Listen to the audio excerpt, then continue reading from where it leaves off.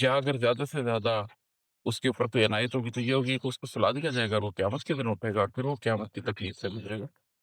تو قلب طاریق کا مقدر ہی کچھ اور ہے اور قلب روشن کی تقدیر ہی کچھ اور ہے، قلب روشن کا مقدر ہی کچھ اور ہے۔ تو یہ آپ نے اور میں نے فیصلہ کرنا ہے کہ زندگی کے اندر ہم نے اپنے قلب کو کس حد تک مانجا لگانا ہے، کس حد تک صاف کرنا ہے، کس حد تک پیور کرنا ہے کہ ہم مرنے کے بعد بھی زندہ رہ سکیں۔ تو پھر اسی کے تواتر میں ایک اور شعر ہے کہ روح کے کرب کو ممتاز کیے دیتی ہے، روح کے کرب کو ممتاز کیے دیتی ہے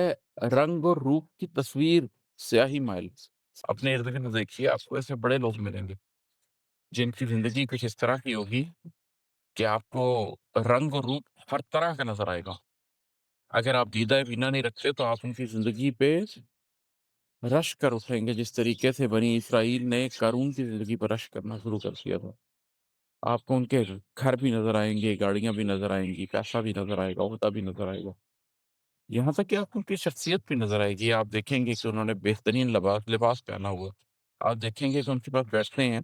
تو بہترین خوشبو آپ کا استقبال کرتی ہے، آپ دیکھتے ہیں کہ جب وہ بات کرتے ہیں تو آپ کا دل موہ لیتی ہو،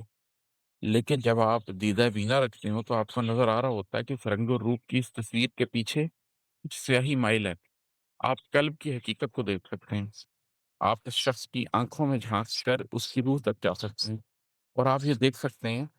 کہ جو اس کی روح کا درد ہے وہ کتنا زیادہ ہے، اس کی روح کس کرب میں ہے، اس کا اندر کس تکلیف میں ہے، اور وہ اس مادی ترقی میں اس کو چھپا رہا ہے کسی نہ کسی طریقے سے اپنی روح کے اس درد کے اوپر پردہ ڈالنے کی کوشش کر رہا تھا۔ لیکن اگر آپ دینتا بینا رکھتے ہو تو پھر تو روح کے کرب کو مزید ممتاز کر دیتی ہے رنگ و روپ کی یہ تصویر۔ وہ جو زندگی میں اس شخص نے ایک اپنے ارد گرد حصار قائم کیا ہوتا ہے، حسن کا اور رنگ کا اور روشنی کا اور خوشبو کا اور نور کا، وہ سارا حصار توڑتے ہوئے آپ اس کے قلب تک جاتے ہیں تو آپ اس کی روح کی تکلیف کو مزید ممتاز ہوتے ہوئے دیکھ سکتے ہیں، مزید واضح طور پر دیکھ سکتے ہیں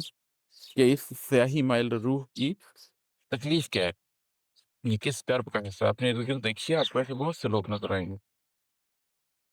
اور پھر مفتاح ہے شعر کا کہ یہ تو ایک طرح سے ہڈ بیتی، جس کو پنجابی میں کہتے ہیں نا کہ میری ذات کے اوپر بیتی ہے، یہ تو شعر تو میری ذات کے اوپر گزرا ہوا شعر ہے کہ جسم کو تیل پلایا ہے اداسی کا عماد، جسم کو تیل پلایا ہے اداسی کا عماد، ذات بننی ہی تھی شہتیر سیاہی مائل۔